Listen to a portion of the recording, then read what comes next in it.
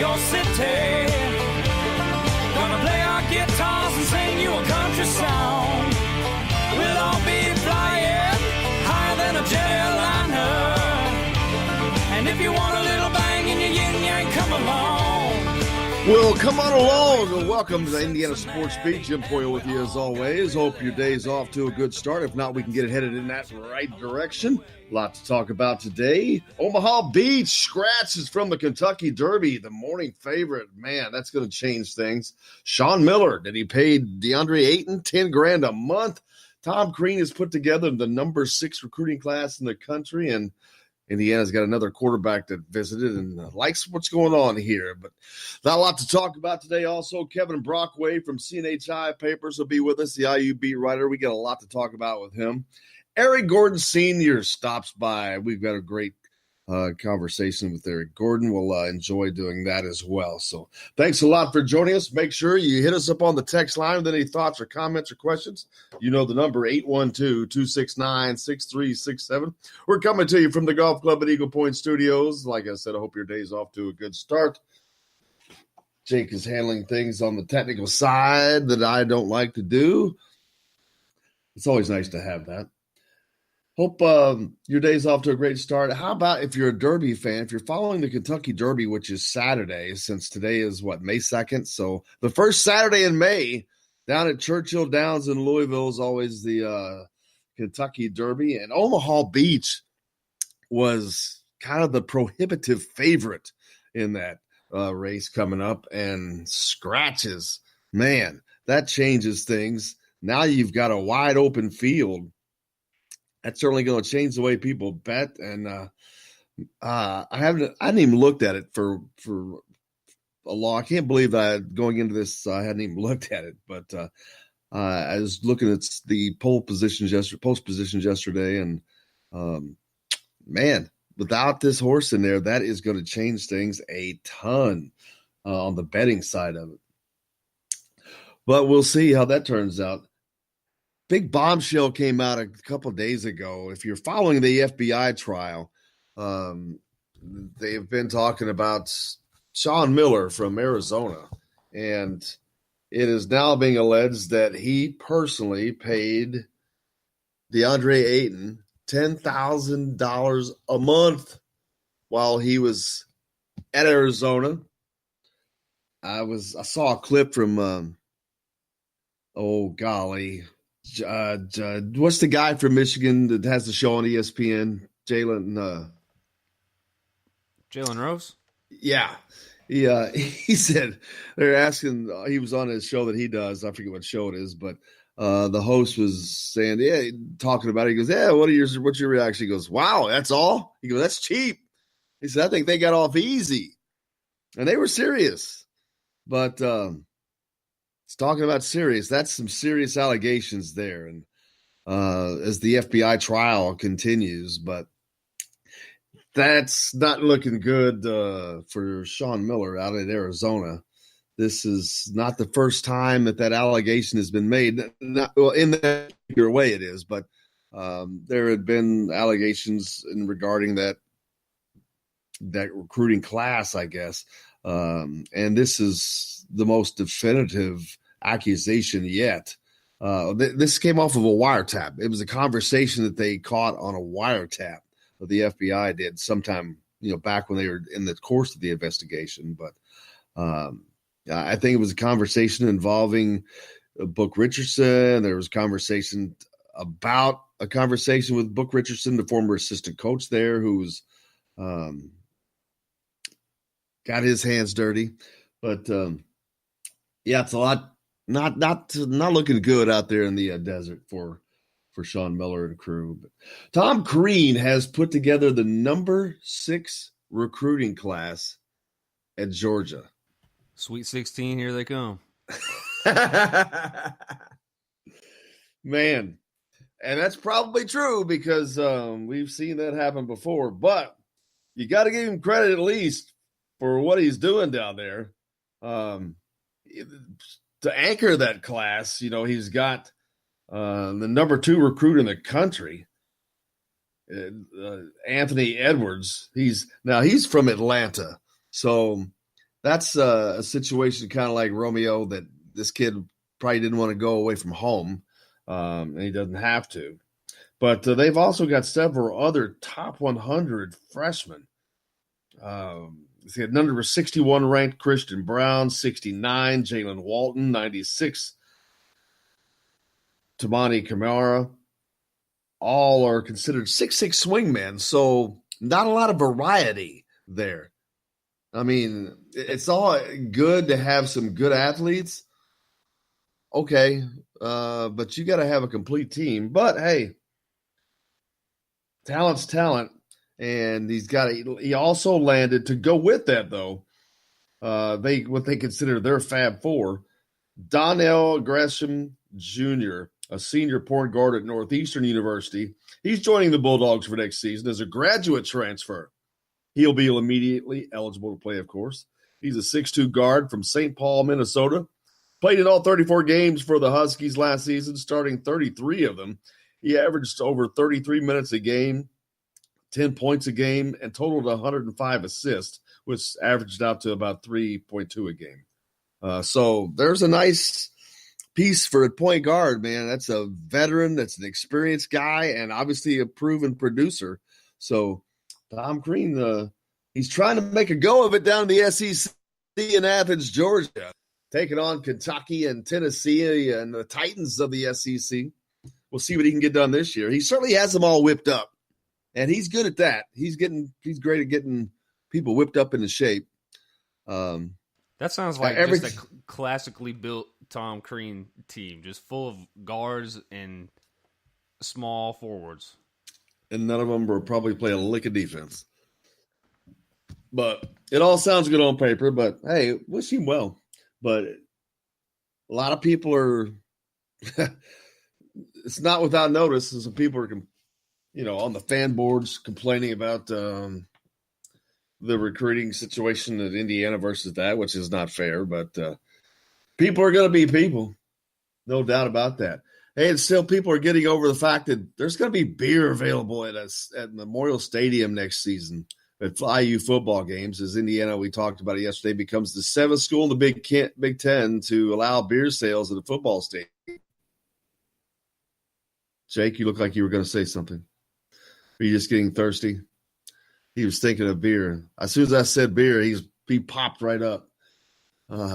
But yeah, man. And then I see the few people, it cracks me up when, on whether it's a post of mine on social media or someone else's where fans are responding. And you get those, and of course you're going to get them. Oh, I think that's a terrible idea.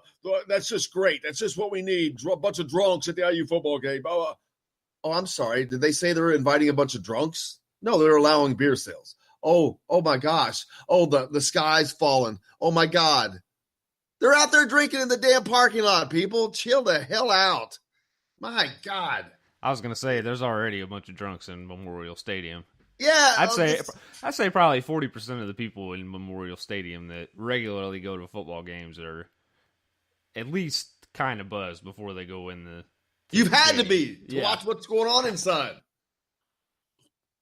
Just kidding, a little bit, but things are obviously heading in a great direction. Just a little joke there. I thought that was, but that's just the most ridiculous thing. As a matter of fact, if they bothered to do any research first instead of just spouting off, which why would people do any research? They would prefer just to spout off because people love to get on social media and talk about things they don't know what the hell they're talking about. But here's an example, because if you would do research, you would find that schools that have already have beer sales going, places like Ohio State or Colorado or I think Oklahoma, there's another school, arrests significantly went down at places that serve alcohol, serve beer now.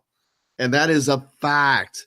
So do a little research, find out what you're talking about first before you just spout off. But how about that for a statistic? Arrests go down substantially in stadiums where they have beer sales. So put that in your pipe and smoke it for a little while. But I don't. Indiana's not a place where there's been problems anyway. So just because they're going to have $10 beers, why all of a sudden is that just because people are just dumb. Some people just like to talk to hear themselves talk, I guess, because they don't know what the hell they're talking about. But beer sales will be available, and I think it's going to be a good thing for Indiana. Maybe it helps people stay in the stadium. Now, one thing, Indiana is one of the few teams that allows pass outs at halftime. I see that coming to an end. I don't know if they do it right away. It'll be interesting to see if they let it continue, but that's a way of keeping people in the stadium. Because people would leave at halftime, go outside and drink and come back. Because it's a lot of cheaper for them. I get that. But I can't imagine Indiana allowing pass outs now with them having beer sales, because people don't have an excuse to go outside now. And to encourage beer sales or want to keep them inside. And it only makes sense. And I'm fine with that. I mean, they've taken that step to allow beer availability to people. So you don't need to go back outside. And hopefully that keeps more people in the game at the second half too. I mean, because that's the whole point. A huge problem. People going outside during the pass outs and just never coming back. Absolutely, that's the whole situation. So, but I part of that is part of what take care of that is winning. If they're competing and they're in a good game, or they're winning or beating a good team, people are going to stick around. And I think the product on the field is going to be changing anyway. I think you're going to see a good season for Indiana. Speaking of that, another Florida quarterback visited Indiana recently. He 2021 quarterback from the Tampa area. Enjoyed his visit. Really liked what he saw. He had nothing but positive things to say. And the Tampa area is an area where Tom Allen has excelled in recruiting the Florida area. So nothing wouldn't surprise me at all if they were able to land this kid after having a great quarterbacks room, especially if they have the kind of season that you think that they can. But the thing about that is Jack Tuttle, he's a freshman. Michael Penix, he's going to be a freshman. So, well, he's a red shirt. They're both redshirt freshmen. So a quarterback like that, I don't know. He may come in and say, I got two guys in front of me for 3 years. I don't know about that. So it's going to be a tough time to land a good quarterback in that area, but they like to land one in every class. And that would certainly be a sign that Indiana's recruiting is just as strong as it appears to be. And it appears to be very strong, let me tell you. You've just got to take your hat off, as I've said to Tom Allen and staff. They're killing it, man. They're just killing it. So lots more offers going out, and not a lot more, but there's so many offers out right now by Indiana. I can't even hardly keep track of them. I'm going to have to get a whiteboard and put all the names down. I think there was another one out yesterday. I'll dig that up when we get to talking to that. We got plenty to get to today, but we've got to hit a break already. It's that time. We'll be back with plenty more here on Indiana Sports Beat. We're coming to you from the Golf Club at Eagle Point Studios. On the program today, Kevin Brockway, the IU beat writer from CNHI Papers. We'll also be talking to Eric Gordon Sr. about the EG10 Academy, about Eric Gordon and the NBA right now. So plenty to get to. Stay tuned. We're back with more right after this here on Indiana Sports Beat. A long time ago, way back in history, when all there was to drink was nothing but cups of tea. Along came a man by the name of Charlie Mock, and he invented a wonderful drink and he made it out of hop. Hello, everybody. Jim Coyle from Indiana Sports Beat. When I'm not covering the Hoosiers, you can find me at Bubba's 33 in Clarksville, located on the northeast corner of I-65 at Veterans Parkway. Bubba's 33 has hand-tossed pizzas, bold burgers, and ice-cold beer from a select list of local craft brewers. An incredible food selection, all made fresh daily. Whether you're meeting the team for that post-win meal in the family dining area or meeting friends for happy hour to watch the game on one of Bubba's 50 TVs. Bubba's 33 in Clarksville. Pizza, burgers, beer. We all want a winning smile for those championship photos, and that's exactly what you will get at Reynolds Family Dentistry in Sellersburg. Reynolds Family Dentistry has been serving the dental needs of Hoosier families for over 30 years. Let Doctors Roger and Jay Reynolds take care of your family. Just off of I-65 at 809 South Indiana Avenue in Sellersburg. Call 812-246-3368. That's Reynolds Family Dentistry, 812-246-3368.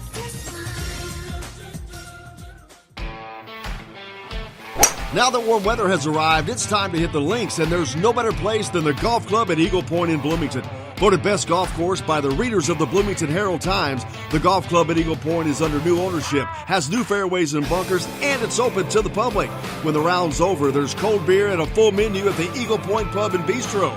Call 812-824-1100 to make a tee time. That's 812-824-1100. The golf club at Eagle Point in Bloomington. It's Jim Coyle with the Indiana Sports Beat. And I'm Justin Kalen with Indiana Sports Beat. Justin, what's your favorite show? It's got to be Indiana Sports Beat, but I'm not ever sure where to find it. Well, you can always like and follow us on Facebook. Always follow the show rebroadcast on iTunes, Google Play, iHeartRadio, Spotify.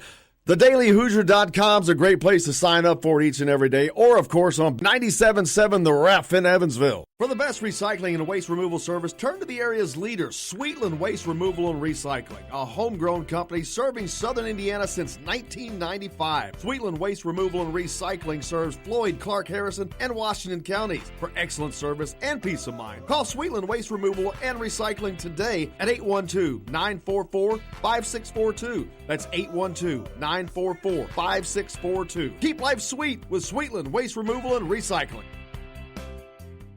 All across the country, people are coming together to speed up what we can learn about health. The All of Us Research Program is calling on 1 million people to join us as we try to change the future of health. For your family, for future generations, for all of us. Visit joinallofus.org and find out how you can become 1 in a million. All right, crew, let's get her dug. Honey, want to give me a hand? I'm planting that tree, remember? No matter how large or small your digging project may be, no matter how urban or rural, you must always call 811 before any digging project. 811 is our national one-call number, alerting your local utility companies to come out and mark any lines they have near your dig site. You must call 811 at least 2 to 3 business days before any digging project, so you can avoid hitting our essential buried utilities. This includes natural gas and petroleum pipelines, electric, communication cables, and water and sewer lines. So before you do this or this, make sure you do this. For digging projects big or small, make the call to 811. Brought to you by Common Ground Alliance. Hey sports fans, this is Lily King. Make sure you tune in to Indiana Sports Beat with Jim Coyle. Today's guest is brought to you by Reynolds Family Dentistry of Sellersburg. You need $1 million smile for those championship photos, and that's exactly what you'll get with Reynolds Family Dentistry.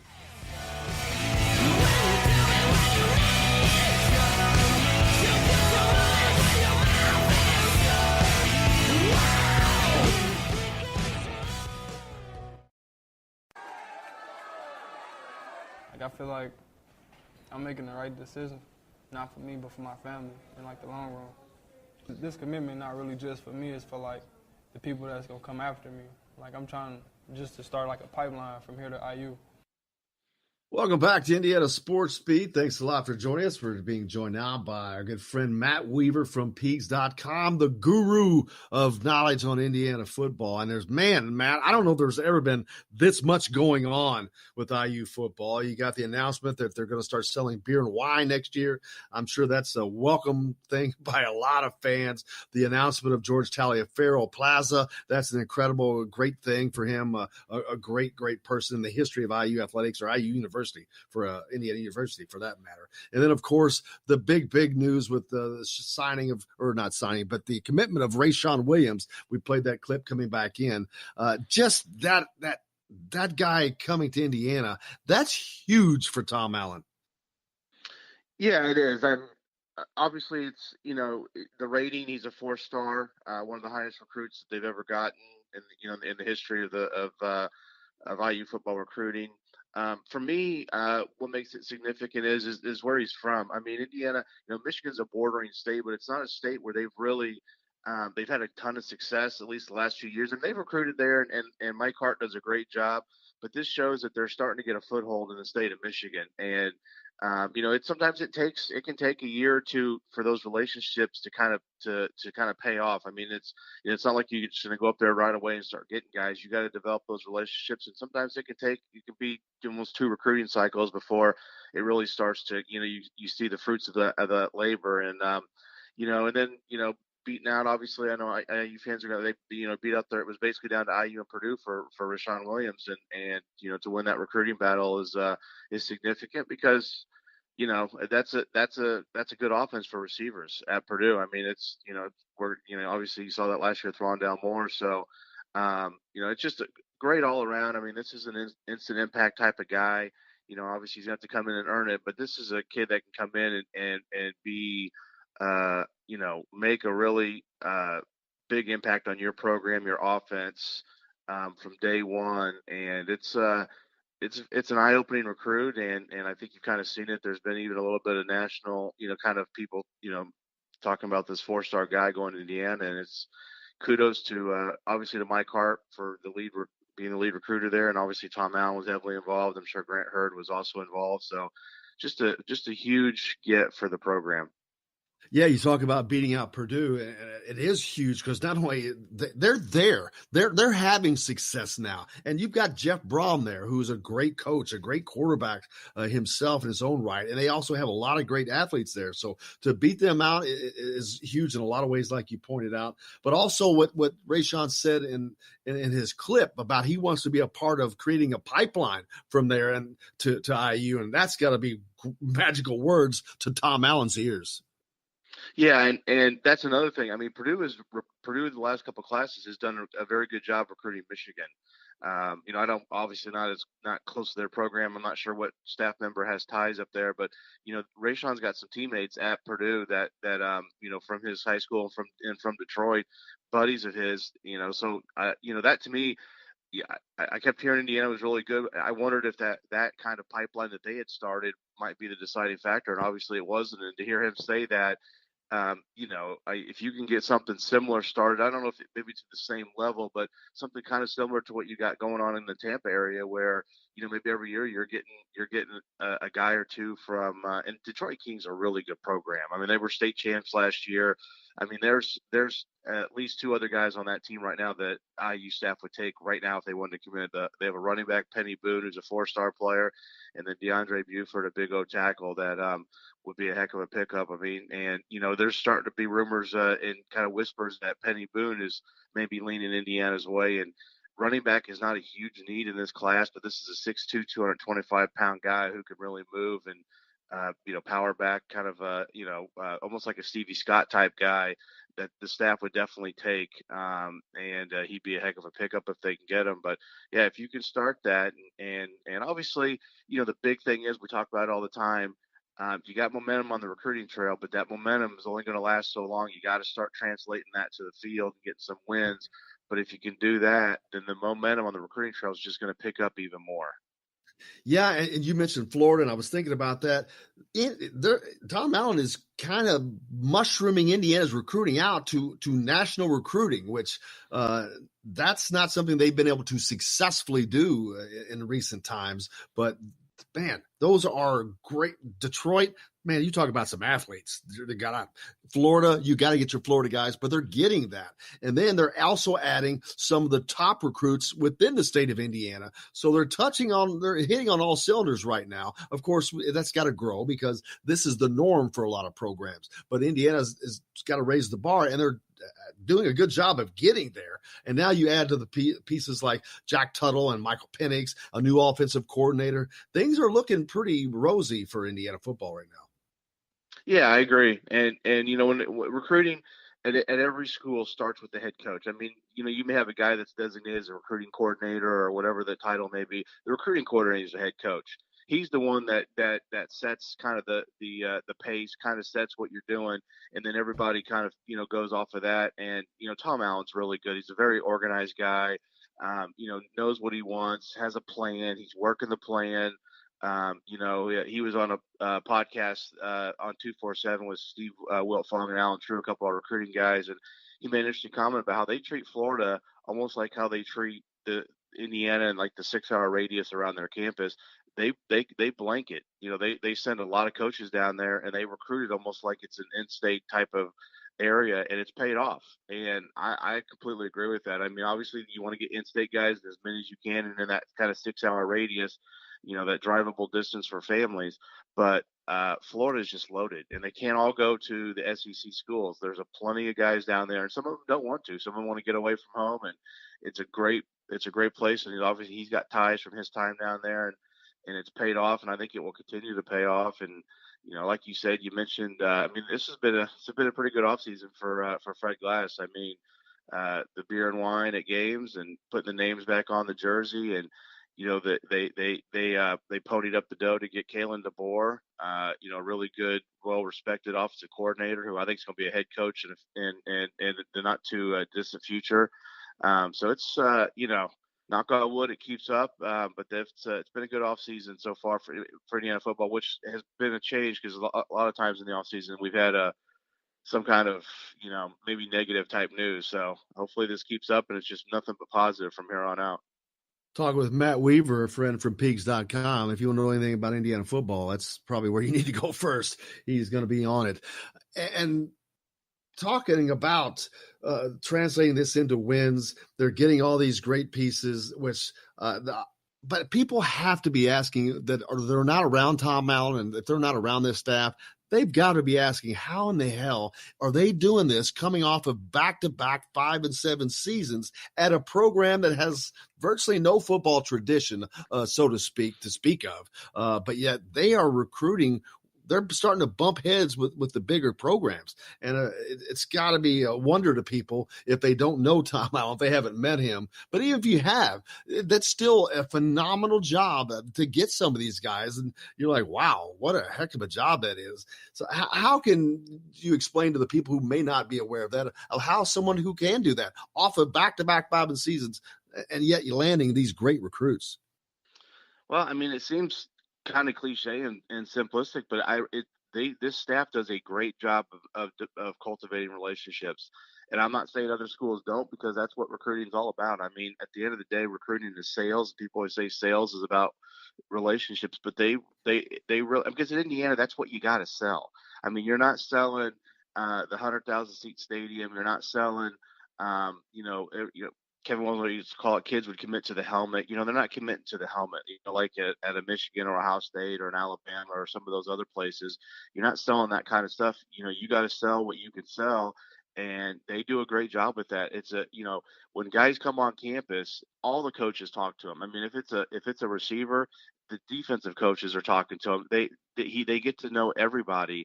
And that, I just think that makes guys feel comfortable. It's, I mean, had an O-lineman talk about when he came on campus, his mom was with him, and Darren Hiller's wife kind of spent time with her and told her, hey, I'm kind of like the mother to these boys when they come here. I mean, stuff like that. It just, that's, I'm not saying other schools don't do it. I don't cover other schools. I could just tell you what Indiana does, but I think that stuff really resonates, and it's really, it makes an impact, and it makes people feel comfortable about sending their child. If you live in Florida or you live in Georgia or wherever you live, sending them so many hours away or hundreds of miles away, or even if it's just from, Indianapolis down to Bloomington, you feel comfortable sending your son because you know that they're going to be taken care of. They're going to get a good education. They're going to have to go to class and make the grades, and they're going to get pushed on the football field, and definitely. And I think another thing is Dave Ballou is a big deal. I think the strength conditioning program is really impressive to people, what they're doing with Dr. Ray and Dave Ballou and his guys. And I think that's another thing. I think they've got all the pieces in place to finally, maybe make Indiana a name in football. But like I said, it's, at some point you do have to start getting the wins. They're awful close, but now you got to start some of those games last year and the year before that, you're a play or two away. You got to make those plays now, and you got to go from that 5-win season to get into that 6, 7, 8-win season. Yeah, maybe they can take some of their beer money and give Tom Allen a raise because he certainly deserves it, being the lowest paid head coach in the Big Ten. He's certainly earned it, I think. Yeah, and that's I mentioned that's and finally one thing be interesting about the beer sales and the wine sales and will that maybe cut down on the people who who take off at halftime to go back out to drink in the parking lot, because Indiana, I believe, is the only school in the Big Ten that allows pass outs. That's one policy I wish they would change, but it is what it is.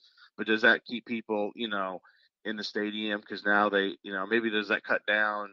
Somebody tell me that they found at Ohio State when they started selling alcohol beer in their stadium a couple years ago, it like cut down the number of like incidents or arrests by 65% because you don't have people doing the binge drinking right before the game so they can stay buzzed during the game. So maybe that'll keep some people in. Maybe for students who are 21 and over, they'll, now that they can drink in the stadium, maybe they'll stay in, and that just, it helps the atmosphere. I mean, obviously, we've seen it, and the students the last few years have done a good job of turning out. We need to get some of the people on the other side of the stadium, the alumni, to come in and support this team, because I think good things are happening with Indiana football, and I think this is just got a chance to be a fun season. Yeah, they're in a precarious position. They're making this major step, which is awesome, and I think it's a great thing for the fans, and they're going to enjoy that. But they don't have that gigantic fan base yet, or a big fan base yet. So they've got to be careful of how they approach everything to not alienate them. They don't want to do that, obviously, but at the same time, they have to protect their interests as well. So I can see those passes going away. I don't know if they'll do it. Maybe they do it this year. Maybe they don't. We'll find out. But it probably is something that will and has to happen at some point, because it's like, hey, there's a concession here. We're giving you the beer, but we need you to stay in the stadium. But they've got to get the people there first, I think. And once that culture comes. But, of course, winning sure does a great job of bringing those people to the stadium. Yeah, and that's the biggest thing. I mean, we can talk about all the stuff on the side, and this helps. I mean, there's no doubt about it. I think this helps, and this is something that I thought they should have done, been in the works for a while, and kudos to them again, to Fred Glass for stepping up and doing this. But the bottom line is, I mean, you can put whatever you want in the stadium. You got to get wins on the field. You got to start. You got to get to that 6-7 wins, and then hopefully once you do that, then maybe take that next step. I mean, the schedule this year is not easy. The non-conference schedule is incredibly manageable. That and then you obviously Rutgers. Those are 4 games right there. You absolutely have to have, and then you got to try to. There's some toss-up games: Northwestern and Purdue, and Michigan State on the road is going to be tough. Nebraska on the road is going to be tough. Maryland's another toss-up game. So you got some games in there, but you got to get those 4 and then try to find two other wins, and hopefully you're not 5-6 going into that bucket game, because I think you can beat Purdue, but there seems to be a little bit of kind of psychological thing going on right now, and so you'd like to get to that 6-7 wins before that, and then maybe it makes a little bit more relaxed going into that game. Obviously there's a lot of stress and tension and hype on that game, but they seem to, the last couple of years, and he has obviously come out flat, not played well either time against Purdue when all the marbles have been on the table, so to speak. Yeah, it was strange. I remember both of those games, being at both of them, and exactly what you said is exactly true. I think that change will come because Kalen DeBoer is someone who's probably – I think Indiana's going to be more apt to be able to make adjustments at halftime and things like that, but they're going to be more competitive. They've got a lot better pieces in place to help them with that. And speaking of parts and pieces, what's the next big thing that could come down the pike for Indiana? Well, they got – they're still actually looking to add, and we've talked about this in the past, our last couple of talks, they're still looking to add for this upcoming season. I mean, I know we're focused on 2020 because that's kind of, you kind of change gears after the signing period of February, but they're still looking to add, obviously with the transfers, I mean, that's going to kind of change how recruiting is done nowadays. But Asa Anderson, the O-line, Baylor transfer O-lineman, he should be announcing anytime. I mean, he's told me the end of this month or the first week of May. So we're looking at this week or possibly next week. Brandon Pierce, a junior college wide receiver from College of the Canyons in California. He made an official visit. It's been about a week and a half now. kind of a Shane Wynn type. Maybe a little bit taller than Shane. He's about 5'10", 5'11". I hate to compare him to Marquise Brown, the really good receiver. Oklahoma just got drafted in the first round, but they're from the same JUCO, and he's got similar type speed. Now, to call him that is not fair to that kid because, he's got a long way to go to be that good. But if he's even half as good as Marquise Brown, you got a heck of a player.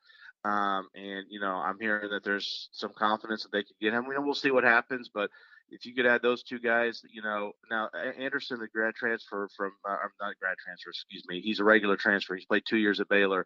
They'll appeal, I think, to see if he can maybe get immediate eligibility. If he doesn't, he'll have to sit out this upcoming season. He'd still have 2 years left to play. So it just, that gives you a veteran guy. It'd be nice if he could help this year, but if not, it kind of helps balance out your O-line class a little bit. It gives you somebody, because you're going to lose, 3 starters, Coy Crunk, Hunter Littlejohn, Simon Stepniak, after this season.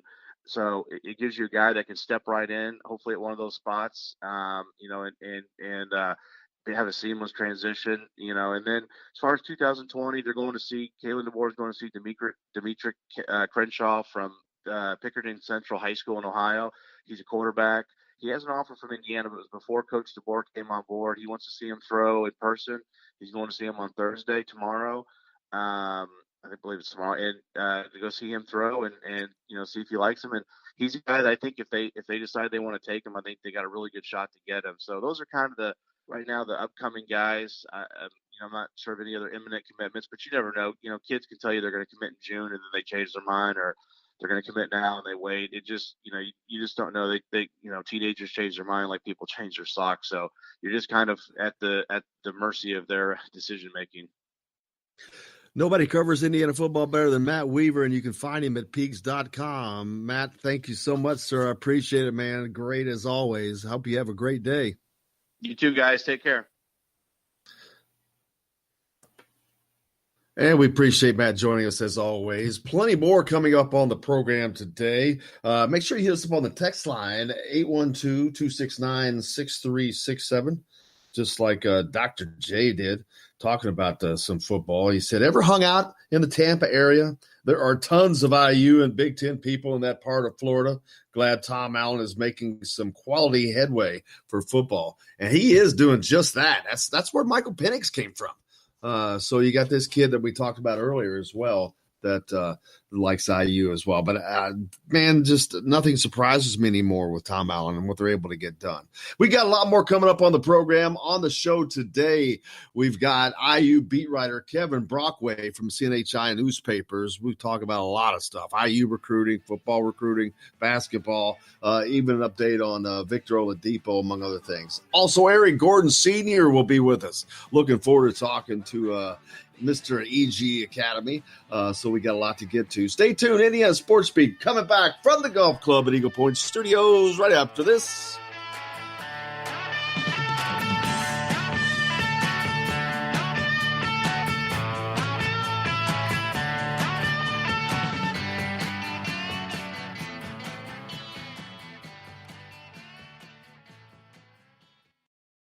Hello, everybody. Jim Coyle from Indiana Sports Beat. When I'm not covering the Hoosiers, you can find me at Bubba's 33 in Clarksville, located on the northeast corner of I-65 at Veterans Parkway.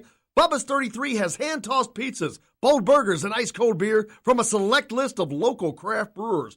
An incredible food selection, all made fresh daily. Whether you're meeting the team for that post-win meal in the family dining area or meeting friends for happy hour to watch the game on one of Bubba's 50 TVs. Bubba's 33 in Clarksville. Pizza, burgers, beer. We all want a winning smile for those championship photos, and that's exactly what you will get at Reynolds Family Dentistry in Sellersburg. Reynolds Family Dentistry has been serving the dental needs of Hoosier families for over 30 years. Let Doctors Roger and Jay Reynolds take care of your family. Just off of I-65 at 809 South Indiana Avenue in Sellersburg. Call 812-246-3368. That's Reynolds Family Dentistry, 812-246-3368.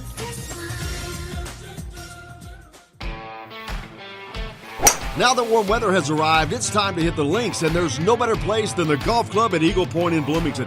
Voted best golf course by the readers of the Bloomington Herald-Times, the Golf Club at Eagle Point is under new ownership, has new fairways and bunkers, and it's open to the public. When the round's over, there's cold beer and a full menu at the Eagle Point Pub and Bistro. Call 812-824-1100 to make it tea time. That's 812-824-1100. The Golf Club at Eagle Point in Bloomington. It's Jim Coyle with Indiana Sports Beat. And I'm Justin Kalen with Indiana Sports Beat. Justin, what's your favorite show? It's got to be Indiana Sports Beat, but I'm not ever sure where to find it. Well, you can always like and follow us on Facebook. Always follow the show rebroadcast on iTunes, Google Play, iHeartRadio, Spotify. TheDailyHoosier.com is a great place to sign up for each and every day. Or, of course, on 97.7 The Ref in Evansville. For the best recycling and waste removal service, turn to the area's leader, Sweetland Waste Removal and Recycling, a homegrown company serving southern Indiana since 1995. Sweetland Waste Removal and Recycling serves Floyd, Clark, Harrison, and Washington counties. For excellent service and peace of mind, call Sweetland Waste Removal and Recycling today at 812-944-5642. That's 812-944-5642. Keep life sweet with Sweetland Waste Removal and Recycling. All across the country, people are coming together to speed up what we can learn about health. The All of Us Research Program is calling on 1 million people to join us as we try to change the future of health. For your family, for future generations, for all of us. Visit joinallofus.org and find out how you can become one in a million. All right, crew, let's get her dug. Honey, want to give me a hand? I'm planting that tree, remember? No matter how large or small your digging project may be, no matter how urban or rural, you must always call 811 before any digging project. 811 is our national one-call number, alerting your local utility companies to come out and mark any lines they have near your dig site. You must call 811 at least 2 to 3 business days before any digging project, so you can avoid hitting our essential buried utilities. This includes natural gas and petroleum pipelines, electric, communication cables, and water and sewer lines. So before you do this or this, make sure you do this. For digging projects big or small, make the call to 811. Brought to you by Common Ground Alliance. Hey sports fans, this is Lily King. Make sure you tune into Indiana Sports Beat with Jim Coyle.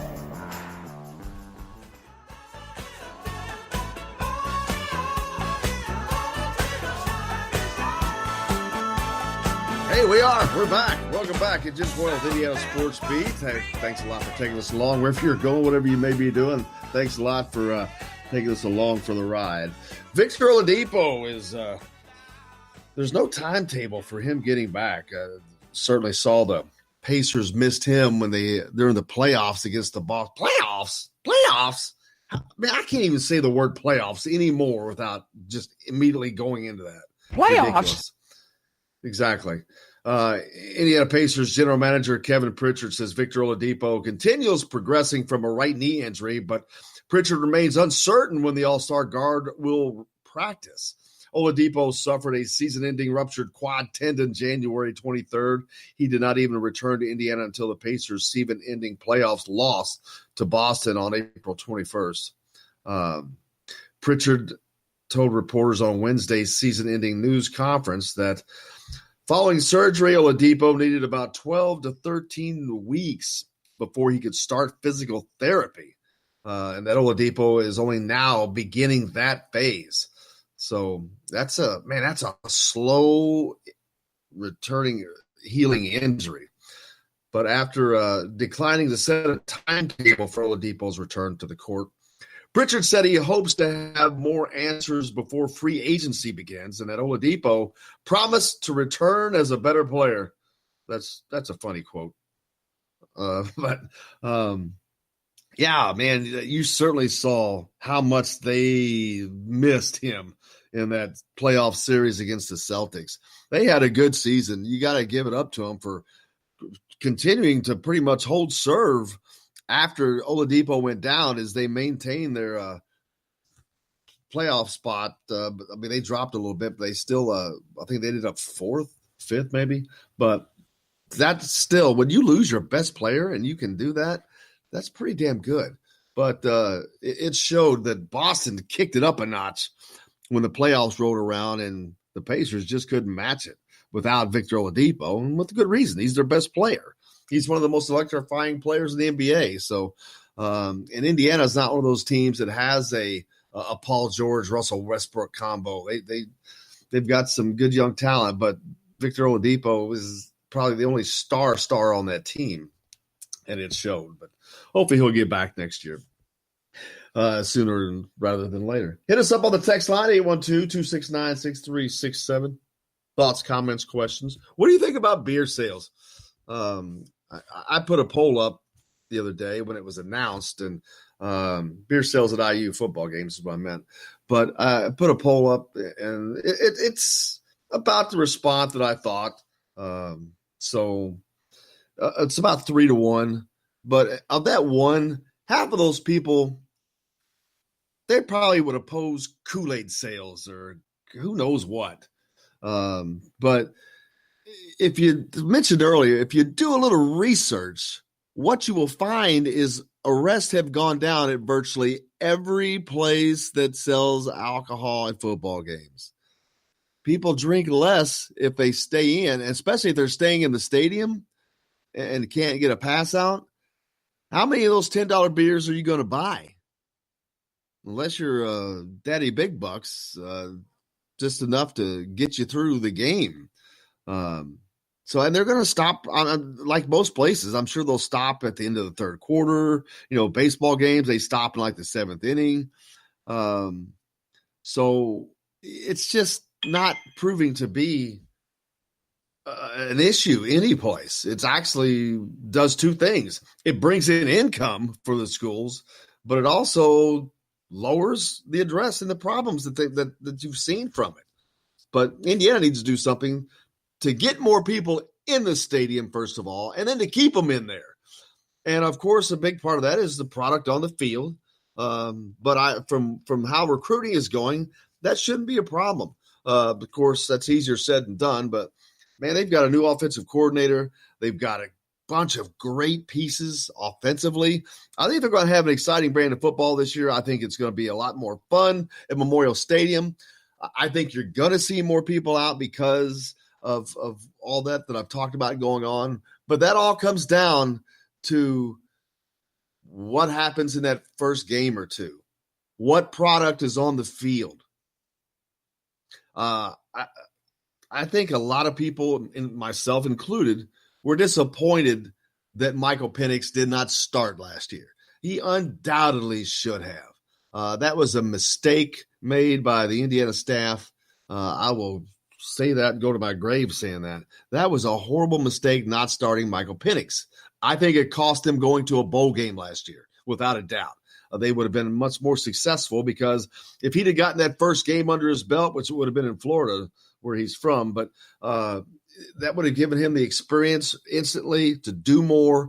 And I think they would have just had a better season. I think they would have been more apt and able to compete against teams later on in the season than they were had they been able to do that. Now, of course, he gets hurt and goes down in the Penn State game. Maybe that doesn't happen. That's getting into the crazy what if stuff there. But, if he starts and things are going better, the offensive play calling may have been different. He may not have gotten hurt. I'm not blaming the not starting on getting hurt, but that was just a freak deal. But I think it cost Indiana a bowl game, without a doubt, without question to me. Not starting Michael Penix last year cost that team a bowl game. He has the capability of going downfield with, unfortunately, Peyton Ramsey does not have that kind of arm strength. And they had the receivers last year to be able to do that. And they damn sure needed that last year because they were a very one-faceted offense, very predictable, and they didn't make a lot of adjustments. I'm sure we're going to see a big change in that this year with the addition of Kalen DeBoer as the offensive coordinator. He's a great young offensive mind that has had nothing but success everywhere he's been. And he's got a lot of parts to play with, man. He not only does he have Michael Penix, if he can come back healthy with that knee surgery that he had, but he's got Jack Tuttle. So those two guys are going to push each other, which will only make that offense better. The running backs room, I've talked about it ad nauseum. Man, they're loaded. Cole Guest will be back. You've got Stevie Scott back, Ronnie Walker, Samson James coming in, Ivory kid coming in. They've got a great running backs room. They got a great wide receivers room as well. So they're going to have the parts in place offensively, and I think they've got the offensive coordinator to make that work and make it a more exciting brand of football, which will go a long way in helping people stay in the stadium to drink the beer that you can now buy at Memorial Stadium. So I think it's a good combination, and I hopefully that there will be a positive effect this year. Tim texted in, said, so when is the deadline for the 2019 class to sign a letter of intent? I believe that is May 15. Jake, do you remember that? The deadline to sign the letter of intent for freshmen to sign for basketball? I think it's somewhere around there. Most of these guys that are late commitments are announcing around that time. So that's why Lester Quiñones is his anticipated announcement is May 10th. But I'm thinking it was May 15th. I have to double check that, but it's like Jake said, it's right around there. So it's coming up. It's definitely coming up. The grad transfer market, it's looking like Indiana may end up leaving a scholarship open, which will allow them to sign more of these. They're making a lot of 2020 offers right now. So they're maybe wanting to hold that. But even if they go the grad transfer route, it wouldn't matter. That's not going to hold a scholarship over for the following season. So they would still have that. Haven't heard any rumors on potential grad transfers, but would not be surprised if that's going on behind the scenes right now, because why waste it? I mean, good gosh, I remember I had a post a couple of weeks back. There are over 700 names in the NCAA trade portal. I like to call it the trade portal. In the trade portal that people can be picked up, like the one that was announced for Tom Crean yesterday. He picked up a great point guard. And that's something that Archie desperately needs right now. And I wouldn't be surprised if he could go out and find him a point guard to fill that need, at least for a season. But that's a delicate balance, man, when you run an offense or that's predicated on the defense, and the defense has specific responsibilities that they've got to learn.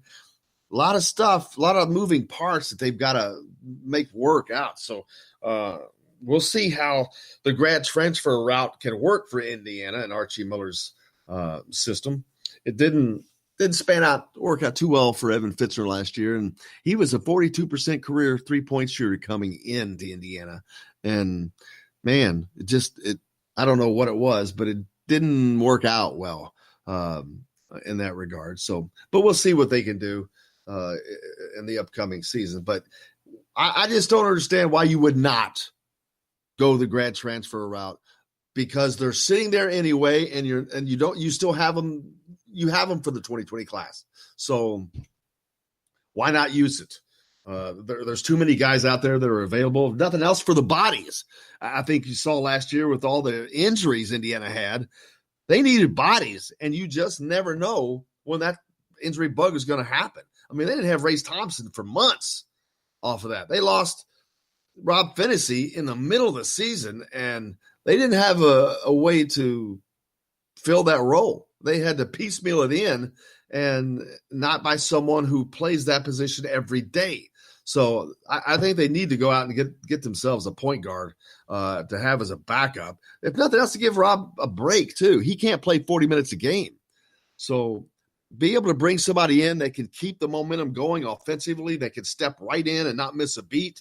We'll see. Hey, we got a lot more coming up on the show today.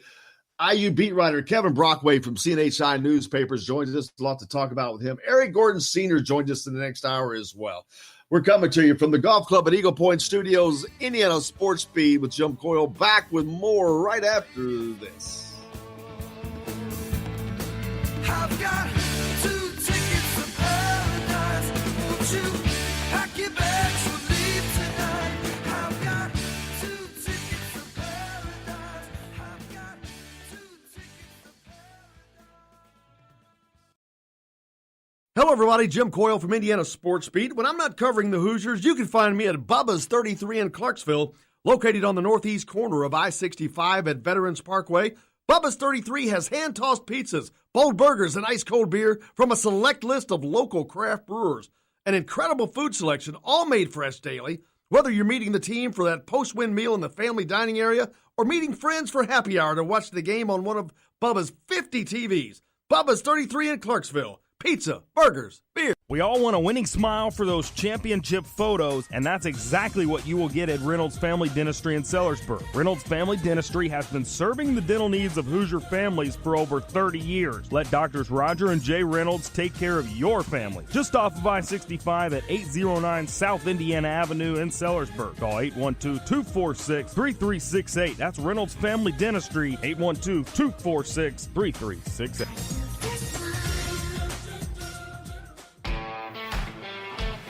Now that warm weather has arrived, it's time to hit the links, and there's no better place than the golf club at Eagle Point in Bloomington. Voted best golf course by the readers of the Bloomington Herald-Times, the golf club at Eagle Point is under new ownership, has new fairways and bunkers, and it's open to the public. When the round's over, there's cold beer and a full menu at the Eagle Point Pub and Bistro. Call 812-824-1100 to make a tee time. That's 812-824-1100. The golf club at Eagle Point in Bloomington. This is Jim Coyle with Indiana Sports Beat. And I'm Justin Kalen with Indiana Sports Beat. Justin, what's your favorite show? It's got to be Indiana Sports Beat, but I'm not ever sure where to find it. Well, you can always like and follow us on Facebook. Always follow the show rebroadcast on iTunes, Google Play, iHeartRadio, Spotify.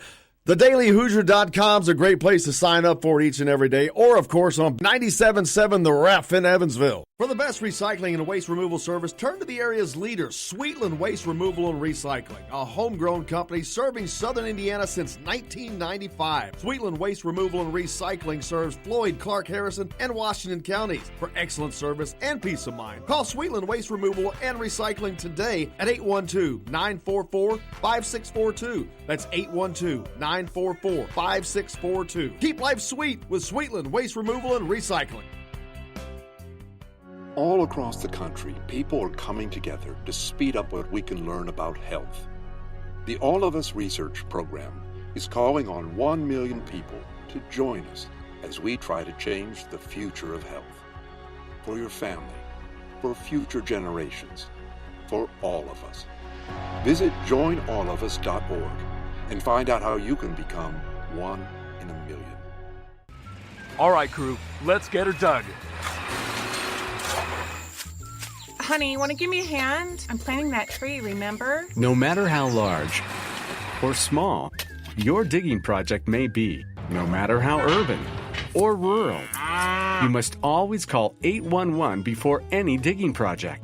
811 is our national one-call number, alerting your local utility companies to come out and mark any lines they have near your dig site. You must call 811 at least 2 to 3 business days before any digging project, so you can avoid hitting our essential buried utilities. This includes natural gas and petroleum pipelines, electric, communication cables, and water and sewer lines.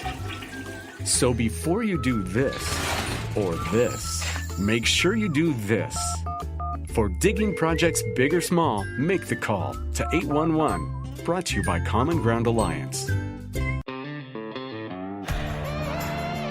Hey sports fans, this is Lily King. Make sure you tune in to Indiana Sports Beat with Jim Coyle. This hour is brought to you by Sweetland Waste and Removal Service, a homegrown company serving southern Indiana since 1995.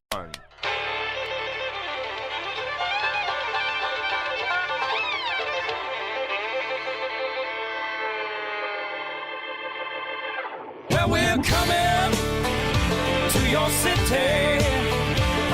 Gonna play our guitars and sing you a country song. We'll all be flying higher than a jetliner. And if you want a little bang in your yin-yang, come along.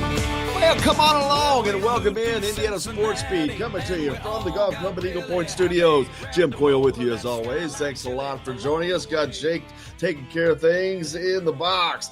Hit us up on the text line, 812-269-6367. Got a great program ahead of you. Kevin Brockway, IU beat writer from CNHI Papers, joins us. Plenty to talk about. with recruiting, both football, basketball, all over the place. Eric Gordon Sr. is going to join us as well. Looking forward to talking to EG.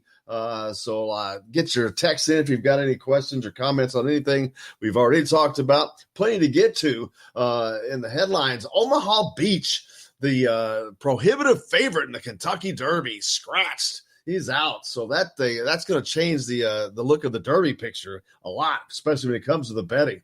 Sean Miller, it was a bombshell comes out, that allegation that Sean Miller was paying DeAndre Ayton $10,000 a month to play for the Wildcats. Tom Crean has put together a really nice number 6 recruiting class down in Georgia.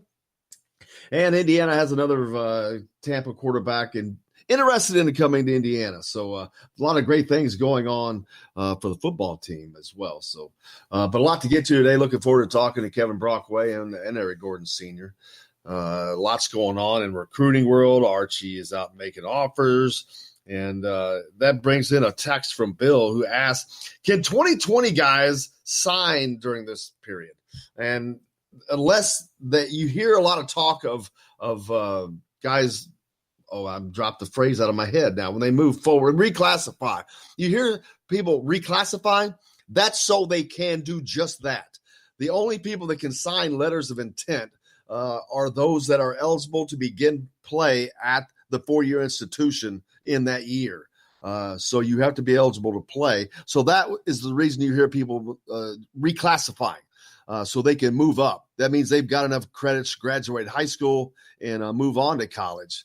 Don't hear it a lot, but some of those kids end up doing that.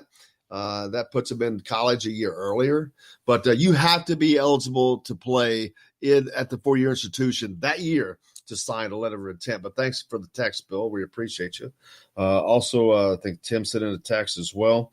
He asked, so when is the deadline? Oh, I already read that one. The deadline for the 2019 class to sign a letter of intent. And I believe that is May 15th. It's a date that is coming soon. And you'll notice that Lester Quinones, his date is set for May 10th of when his announcement is expected to be made. Not yet known where he's going to do that, because he had a big post, I think that was yesterday, we talked about it, that he'd wanted to do it at Brentwood, and where he had previously gone to school, and they apparently had told him thanks, but no thanks. And he got wasn't happy about it. He put out a big long post, which I talked about it yesterday. You know, that kind of says a lot to me.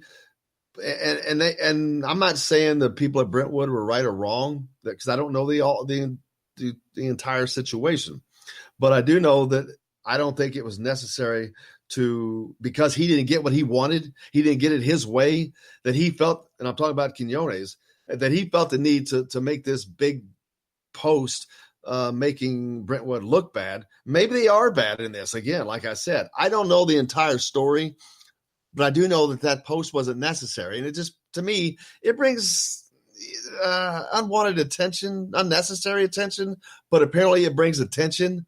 And I'm starting to get the idea that that's what he's more interested in, is getting attention. Because he's really really likes to use social media. When he was coming on his visit, he was, hey, Hoosier Nation, where are you? Hit me up. Coming out. Hit me up on my Instagram page and this and that. I'm like, he's like a carnival barker. He's in there promoting himself, which is fine, but is that what an 18-year-old kid needs to be concerned with right now, promoting himself in that manner?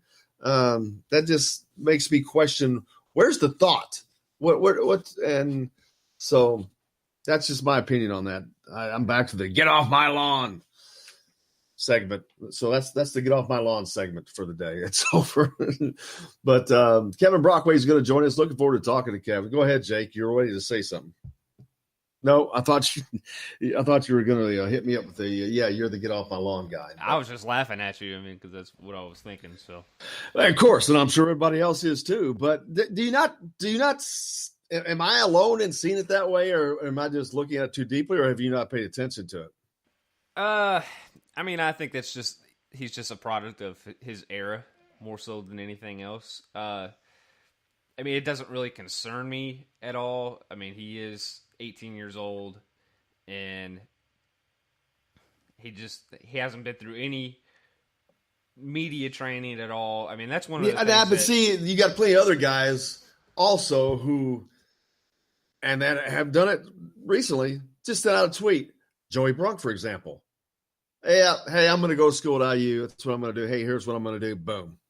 Joey Brunk has also played 2 years of college, and he's going through all of that. There have been that was not a great example. Some of the incoming freshmen, I'm trying to. There's one that I'm drawing a blank on, but they did the same way. It just sent out, "Hey, I've made my decision, and here's what it is." Boom.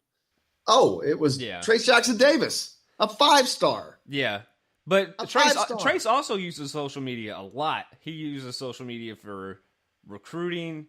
Okay, but recruiting is fine.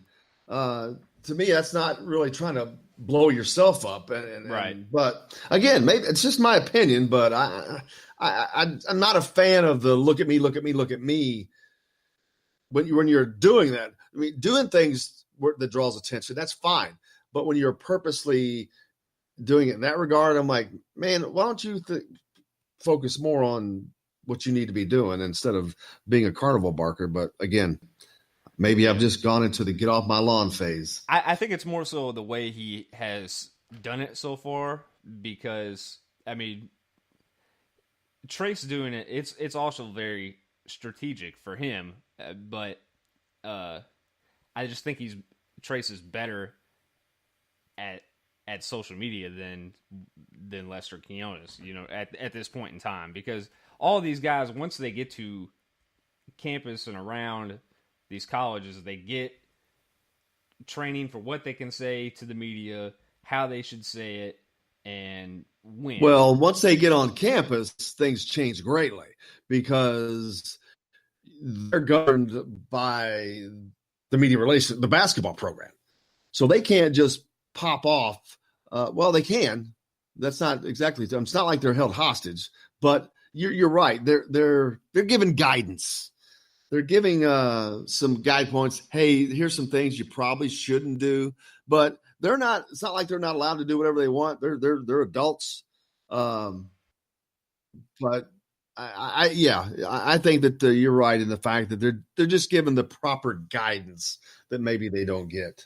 I think we're on the same page, but a lot of these guys, I mean, they're starting out building their brand. I mean, for better or worse, it's part of sports. Yeah, but that's my point. They're worried about building a brand instead of going to college, which that's where things have changed. 10 years ago, I know it's, well, that was 10 years ago. Things changed. Yeah, but things don't always change for the better.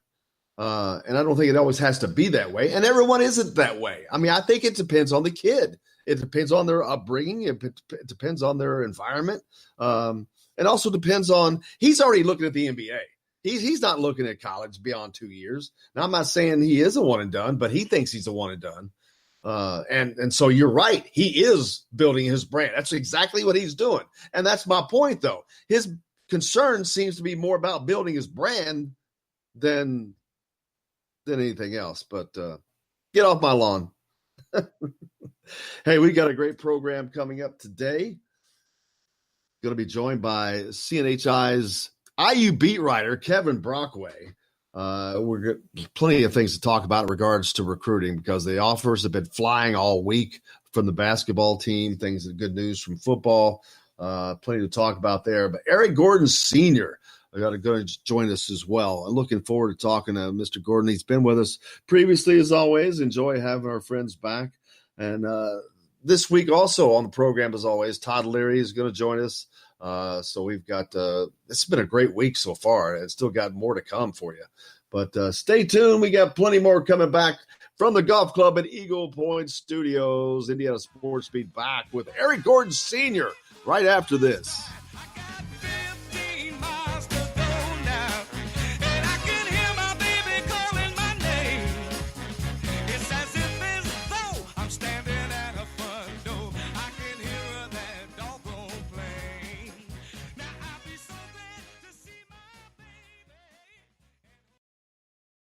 Hello, everybody. Jim Coyle from Indiana Sports Beat. When I'm not covering the Hoosiers, you can find me at Bubba's 33 in Clarksville, located on the northeast corner of I-65 at Veterans Parkway.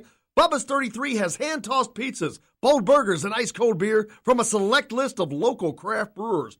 An incredible food selection, all made fresh daily. Whether you're meeting the team for that post-win meal in the family dining area or meeting friends for happy hour to watch the game on one of Bubba's 50 TVs. Bubba's 33 in Clarksville. Pizza, burgers, beer. We all want a winning smile for those championship photos, and that's exactly what you will get at Reynolds Family Dentistry in Sellersburg. Reynolds Family Dentistry has been serving the dental needs of Hoosier families for over 30 years. Let Doctors Roger and Jay Reynolds take care of your family. Just off of I-65 at 809 South Indiana Avenue in Sellersburg. Call 812-246-3368. That's Reynolds Family Dentistry, 812-246-3368.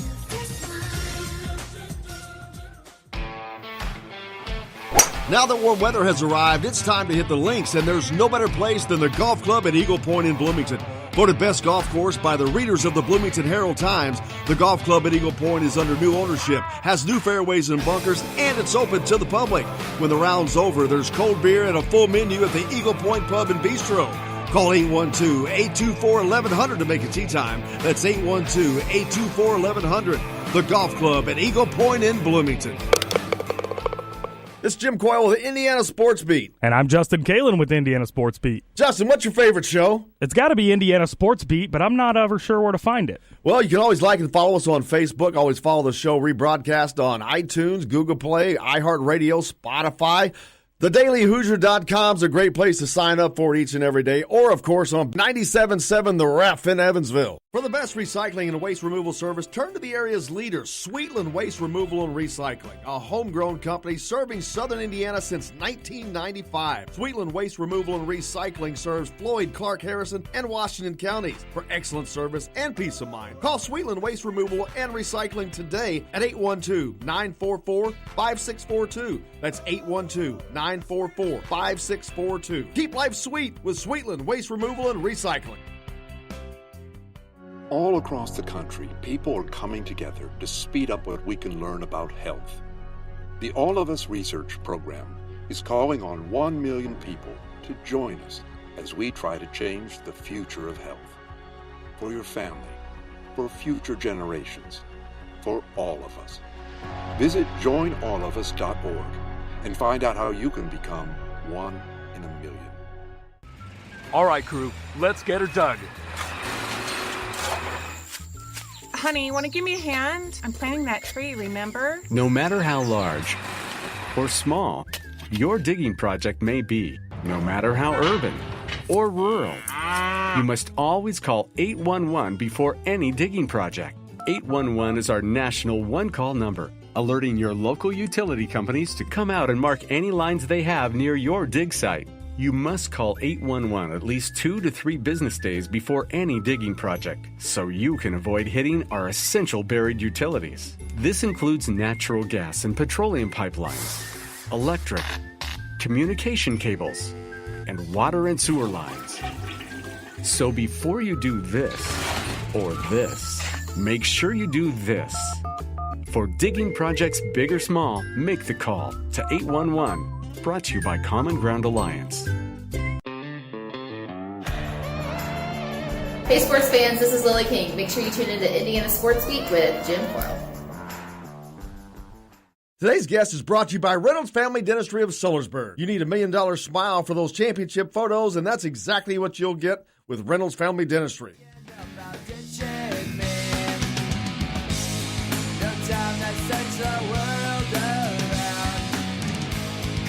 And welcome back to Indiana Sports Beat. Thanks a lot for taking us along wherever you're going, whatever you may be doing. We appreciate you taking Indiana Sports Beat along for the ride. And we're grateful to have Mr. Eric Gordon Sr. back with us again on the program. We've had him on before and look forward to talking to him again always. One of the first families of Indiana basketball. Mr. Gordon, thanks a lot for joining us.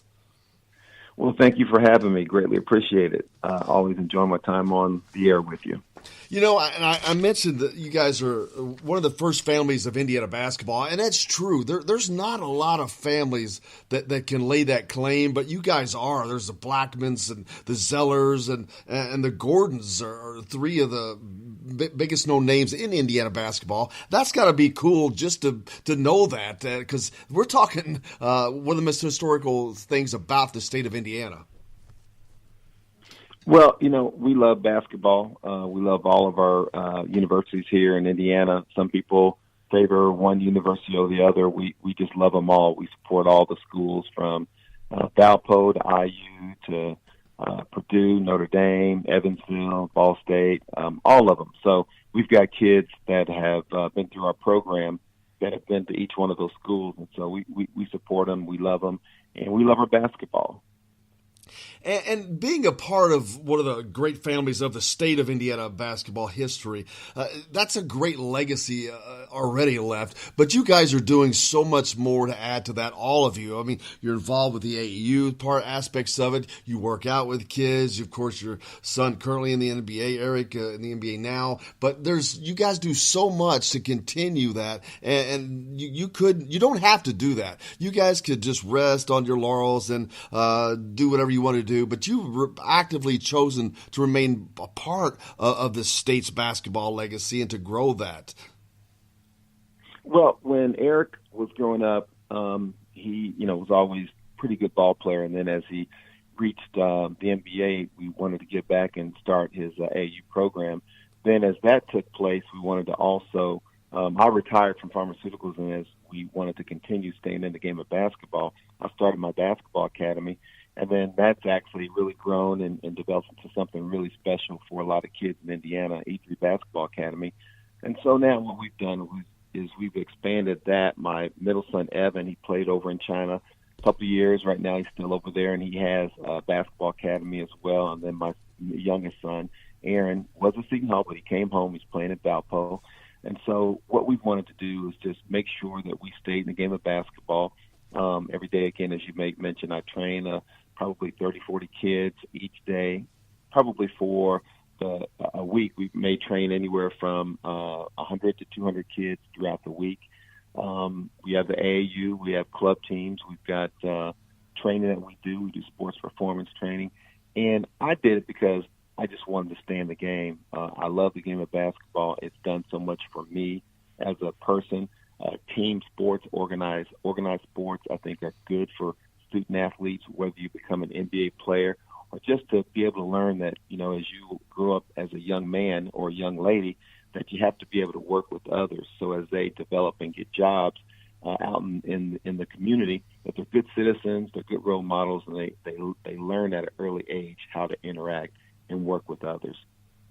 Talking to Eric Gordon Sr., and I was talking about, I mentioned earlier about the AAU aspect of all the things that you talked about, the academies and whatnot.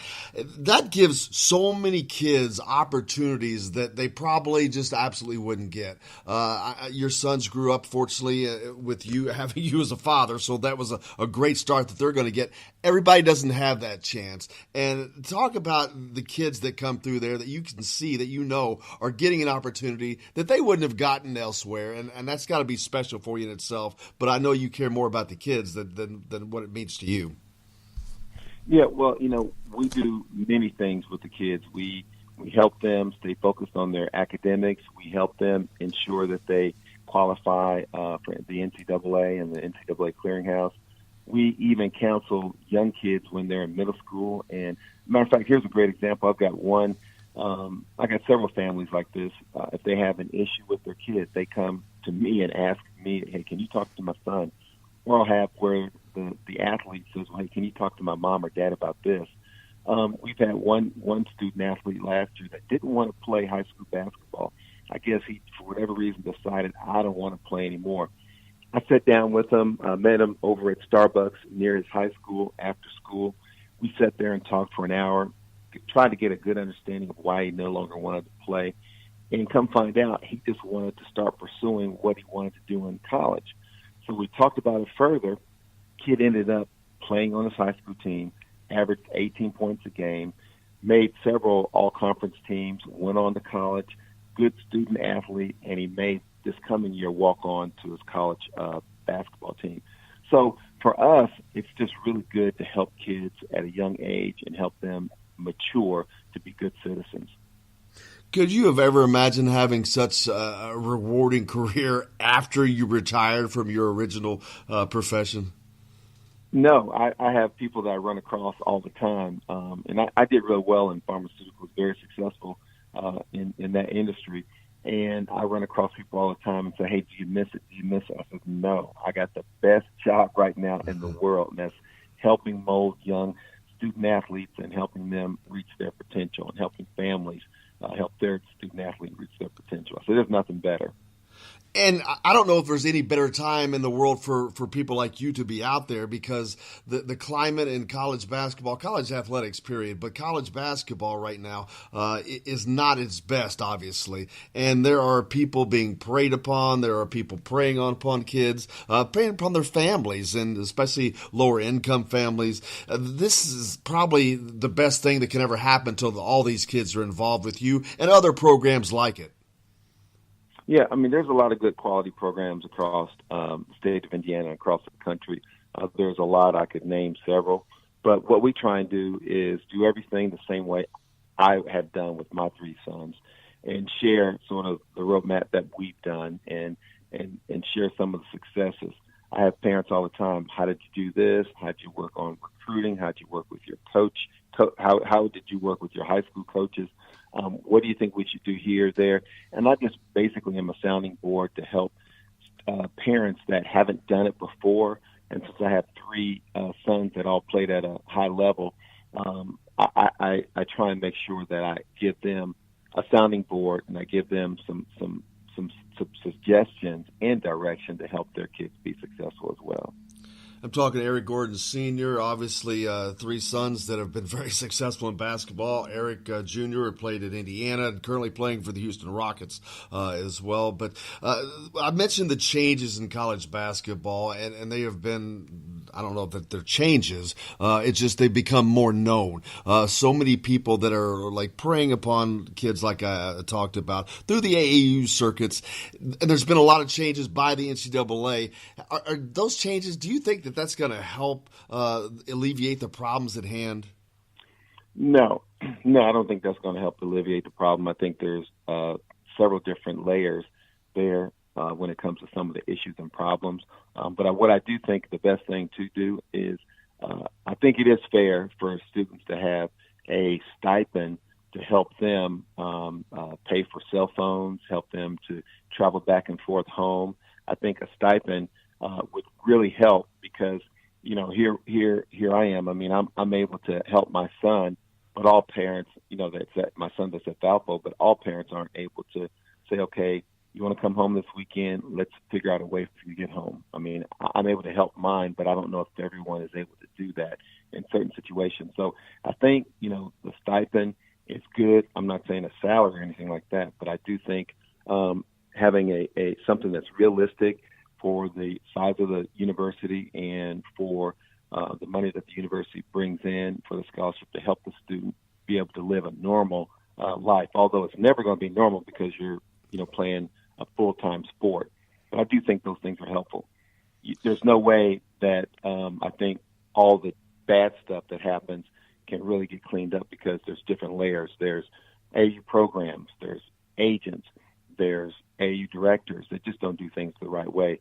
And I think the most important thing is information. We should just teach parents how to make sure that they let the kid, if the kid is really good, he's going to get to wherever they expect him to go.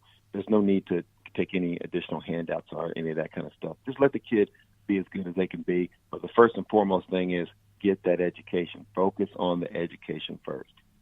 And I know that the NCAA probably has the student athlete's best interest at heart. It doesn't always seem that way. But it also seems like a lot of the times the people that are making the decision are not, let's say, intellectually bound by they don't seem to have the education in it from the grassroots like someone like yourself who absolutely has the best interest involved. And they don't seem to rely on people like you or groups like yours that could probably give them some great leadership. Do you think that the NCAA should reach down to people who have shown that this is what they do and do very well? I think that would be a helpful opportunity for them to take advantage of the people that are already out in the field doing things. I know they say they do, or they say they want to, but I just I know what we do is, each year is in the month of July, we meet at the Ronald McDonald House as an organization, and we have a community service day where we work at the Ronald McDonald House, clean up, and we have several speakers. We clean the place up, we feed the families, and we have several speakers. We have my pastor, he comes and speaks. We have a speaker to come and talk about academics, and then we have the NCAA come in and talk about the clearinghouse and academics.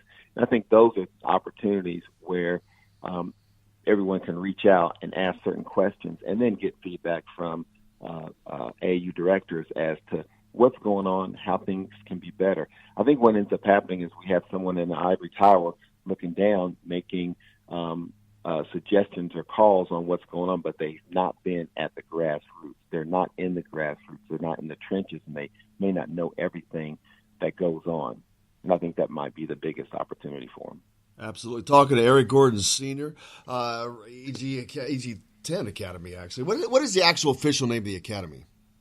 Okay, so the academy is called E3 Basketball Academy. It's named after Eric, Evan, and Aaron. Aaron's name starts with the E, so it's all three E's, all three boys, E3 Basketball Academy.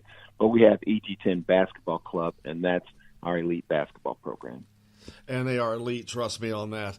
And we're talking about the NCAA, and I'm not going to pin you down to talk about specifics because of your involvement with so many schools and whatnot. But when there are certain schools where, and here of recent we've seen where certain coaches were just basically caught red-handed, but yet they're still in the place of the position of coaching at the same place because of legalities right now. And I think that's horrible for basketball, for college basketball, and for basketball in general. But I think it's also not good for students that they're still trying to recruit to come down here and play for them when they've been shown to do things not exactly the right way. Yeah, my biggest thing that I believe in is I know that the transfer rule has gotten to be larger than we really want it to be, and we want to tell kids to stick to your guns and stay at that school. But when certain situations occur at a school or continuously at a school, or us as adults can leave our job, go someplace else, we can do things that may not be in the kid's best interest, but we're still fine. I find that contradictory. So I think the most important thing should always be the student first. And if the student isn't getting what they need at that particular school, then they should be able to transfer, which we're doing now. And that's why I think the transfer rule is up so high. But see, as a college coach, if I don't like this, or I get something better, or if I think I can do this thing this way, I can get this kid and go behind back doors and do it, that seems to be a little bit okay. But for the kid, it seems to be a terrible thing. So I think if we just focus on the kids and make sure kids first, and we're looking out for them and their education and their future, I think everything will fall into place. Talking with Mr. Eric Gordon Sr. Appreciate him joining us as always. Let's talk about some fun stuff now. The NBA playoffs underway. Eric Gordon and the Houston Rockets moved on to in this next level of the playoffs right now. He's been playing pretty well. Yeah, he's been playing pretty well. I think the second half of the season he's been doing real well. I think he's healthy. I think he's shooting the ball well. He's defending real well, and I think he just wants to ensure he helps his team as much as possible so they can advance and go as far as they possibly can. And, we talked about you guys helping all these kids out the way you do. How much of a benefit is it to having someone like your son, Eric, playing at the level he does, but also the way he lives, but being in the NBA, and those guys, they have to look up to him as great inspiration, the kids that you have in your clinic and your academies. Oh, they sure do. They love him to death. They support him. And I think when you look at all the kids in my program, whether it be E3 Basketball Academy or EG10 Basketball Club, they're similar of a mirror to him and how he does things. Most of our kids are, they're very good kids. They're good students. They work hard. I don't see very many of our kids getting in any kind of trouble. They're great athletes. And so they kind of mirror. It's kind of odd. I didn't really pick certain kids, but it seems to me that those kids gravitated to our program because they like what Eric represented. And that goes from the academy all the way to the EG10 basketball club. EG3 Academy coming. Do you guys anything coming up that you want to talk about? Tell the people about that. There's things the kids can participate in.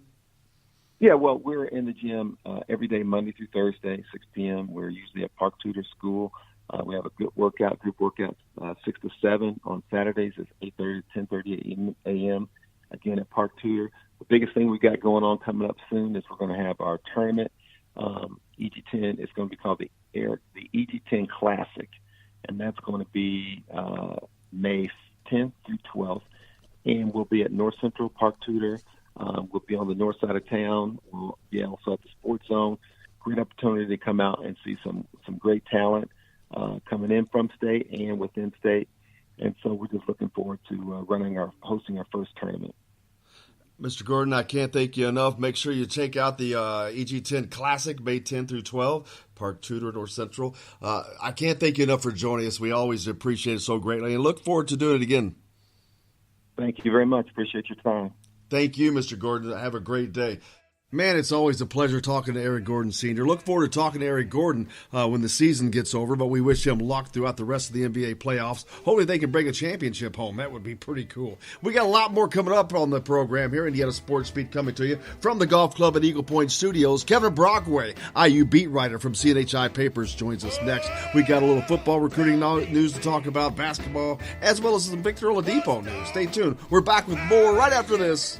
Don't you hear me cry?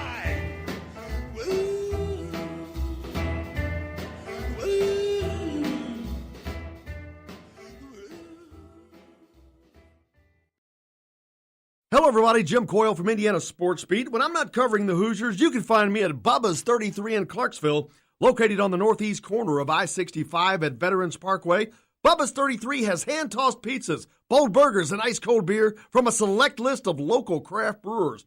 An incredible food selection, all made fresh daily. Whether you're meeting the team for that post-win meal in the family dining area or meeting friends for happy hour to watch the game on one of Bubba's 50 TVs. Bubba's 33 in Clarksville. Pizza, burgers, beer. We all want a winning smile for those championship photos, and that's exactly what you will get at Reynolds Family Dentistry in Sellersburg. Reynolds Family Dentistry has been serving the dental needs of Hoosier families for over 30 years. Let Doctors Roger and Jay Reynolds take care of your family. Just off of I-65 at 809 South Indiana Avenue in Sellersburg. Call 812-246-3368. That's Reynolds Family Dentistry, 812-246-3368.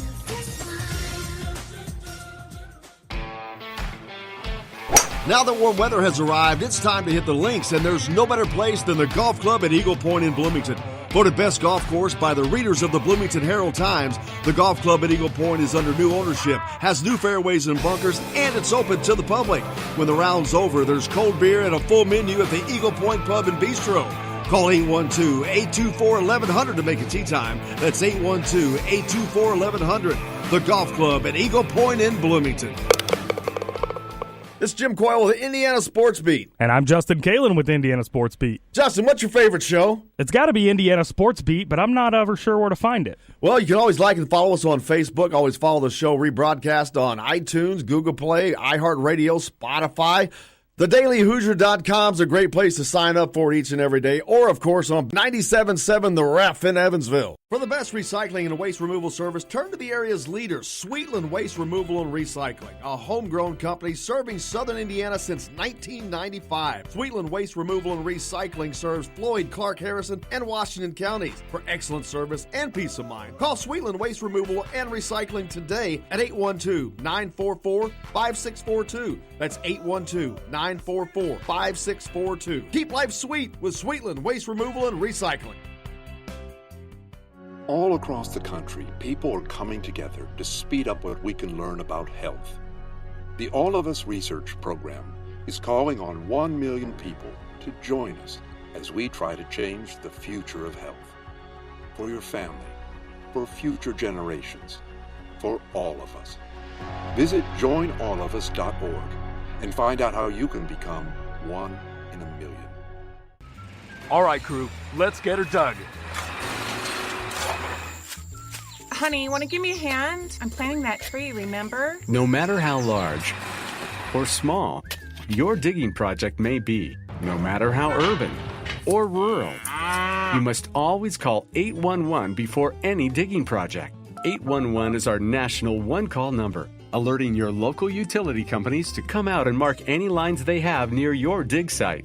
You must call 811 at least 2 to 3 business days before any digging project, so you can avoid hitting our essential buried utilities. This includes natural gas and petroleum pipelines, electric, communication cables, and water and sewer lines. So before you do this or this, make sure you do this. For digging projects big or small, make the call to 811.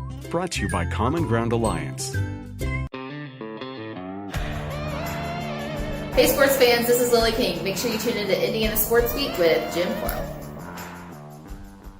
Today's guest is brought to you by Bubba's 33 in Clarksville with hand-tossed pizzas, bold burgers, and ice-cold beer. Pizza, burgers, beer. Bubba's 33 in Clarksville.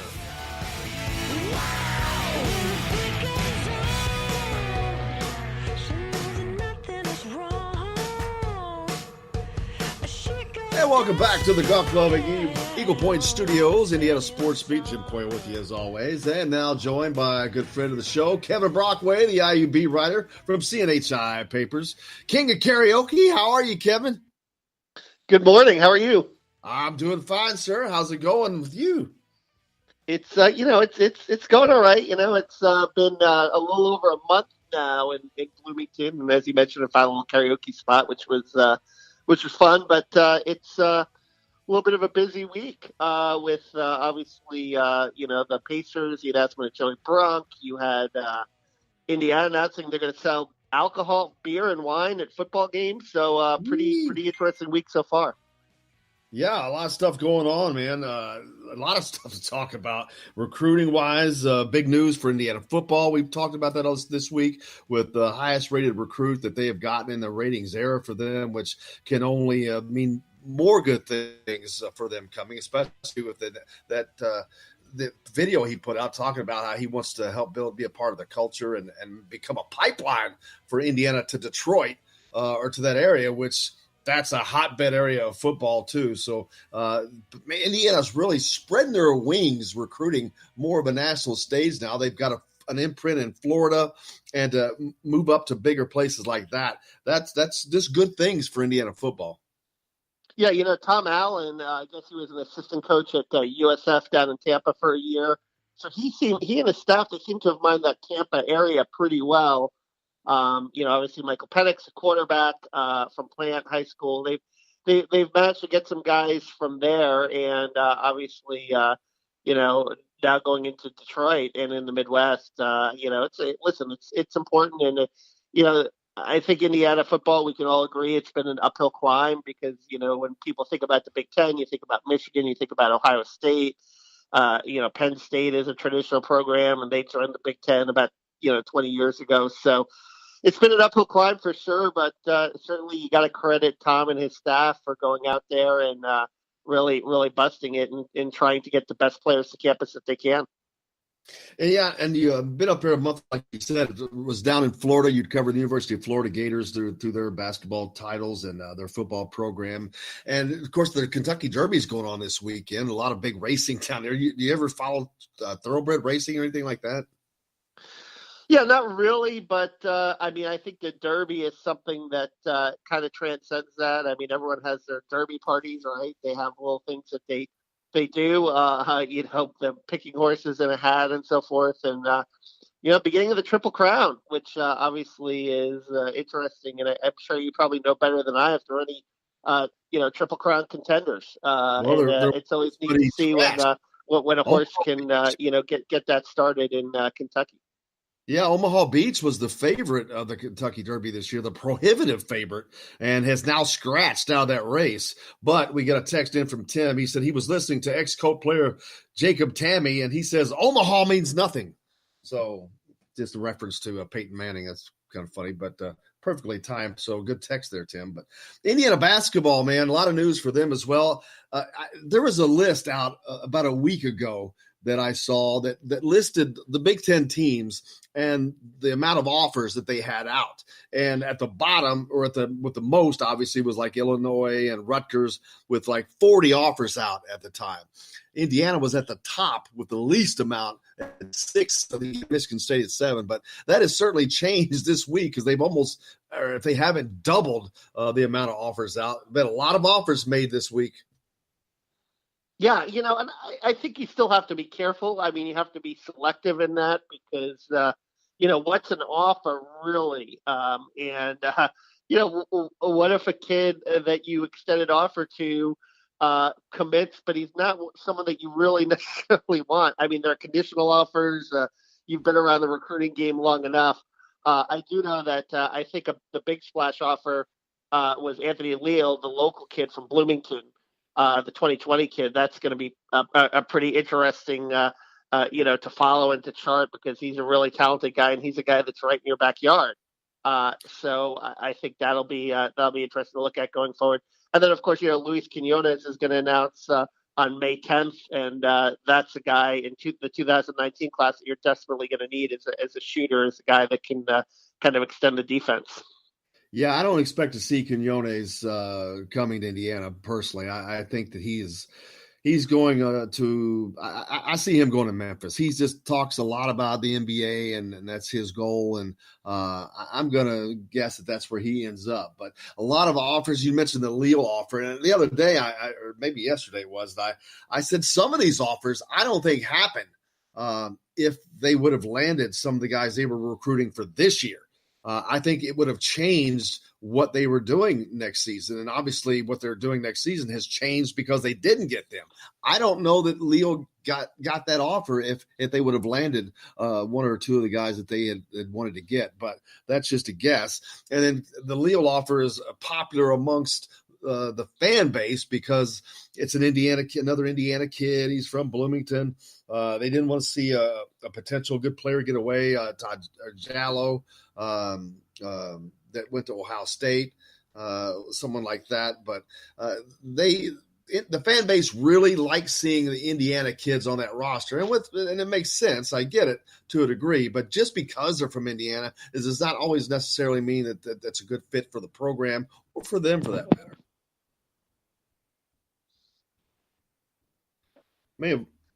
May have lost Kevin there. We'll have to try to get him back. Kevin Brockway from CNHI. We're talking with Kevin Brockway from CNHI Papers. Kevin, are you back yet? Yeah, I'm back. Yeah. Perfect. I was just saying that a lot of times offers like to Leo, that was more appealing to the fan base because they love seeing the Indiana kids on those rosters, which makes perfect sense. But sometimes it's not always the best for the program or even best for the players. But in this case, the offer was made, and we'll see how that one works out. Yeah, Tom Crean, recruited obviously more nationally.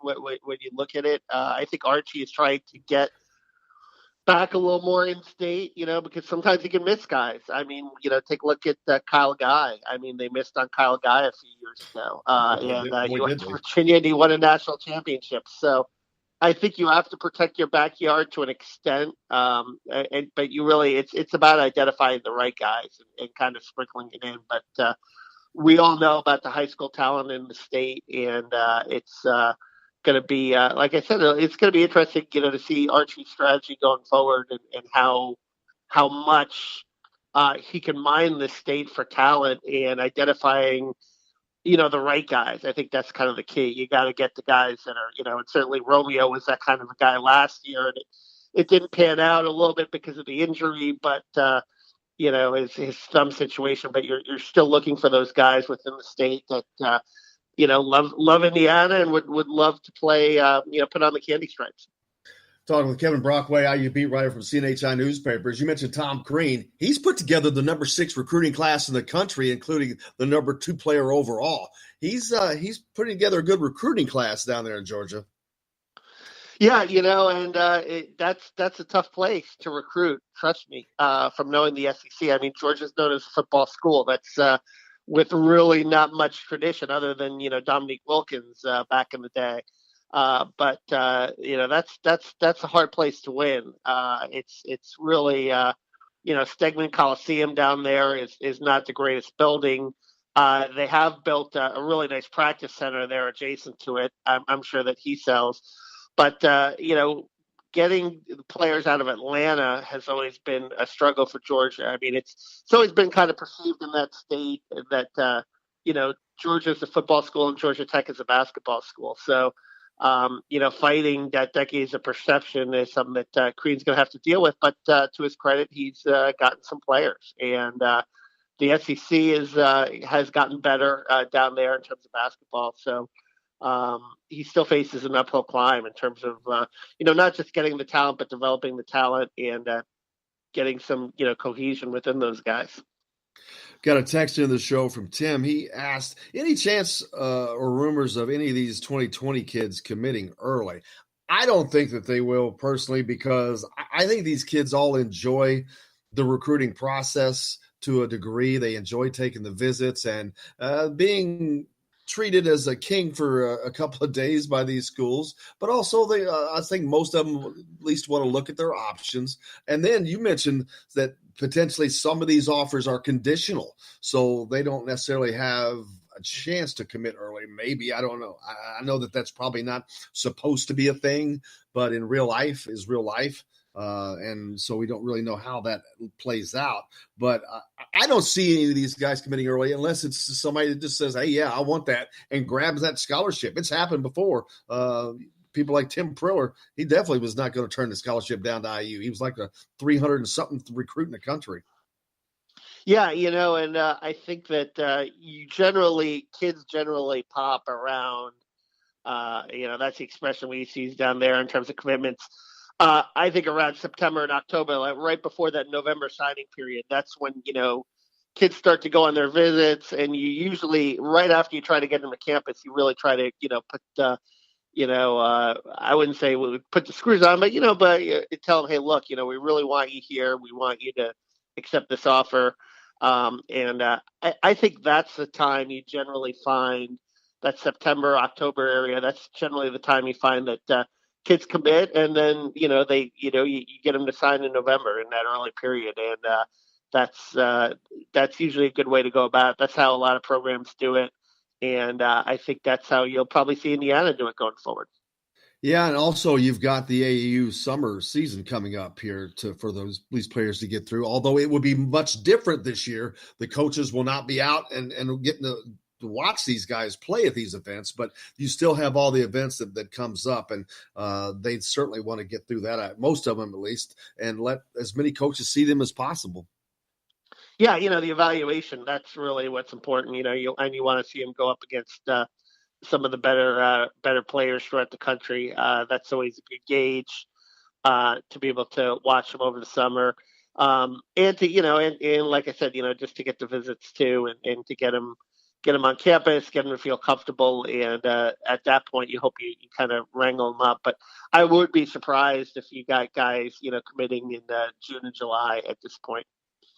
Talking with Kevin Brockway, IU beat writer from CNHI Papers. Kevin, I had Jerry Meyer, the national basketball recruiting analyst from 247 Sports on, and we talked about the inability for these coaches to see these players now because of the rules changes.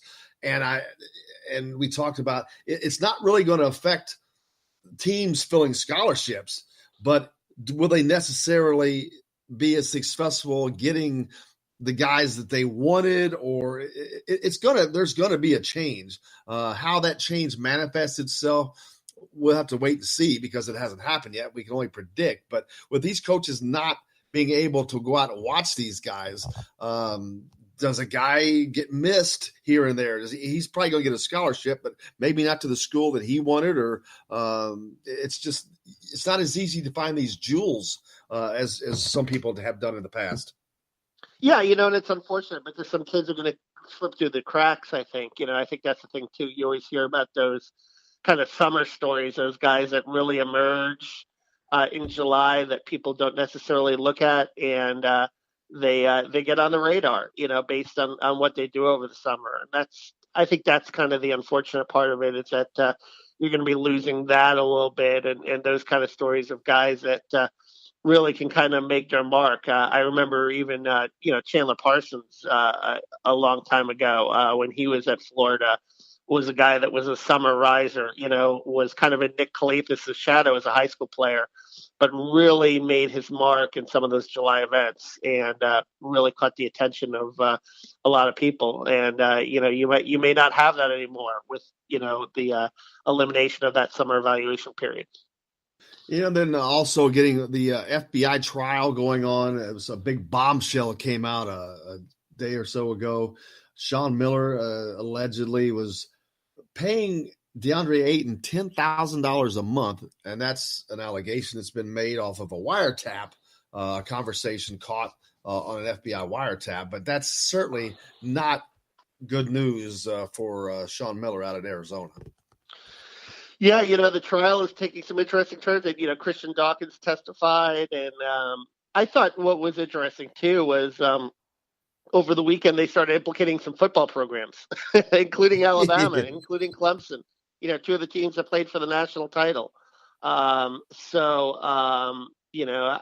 be curious to see if that extends into that realm more and what, if anything, the NCAA is going to do about it, or the schools are going to do about it, or are they going to police themselves, which, I think is highly doubtful.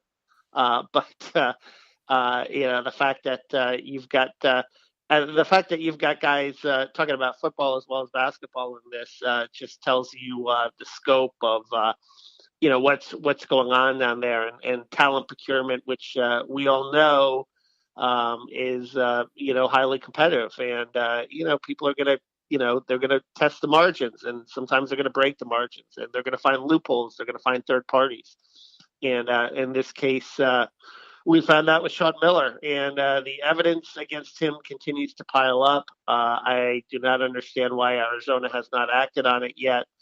But perhaps it's a situation where, you want to give him a little more due process, but it's looking pretty ugly down there in Tucson right now.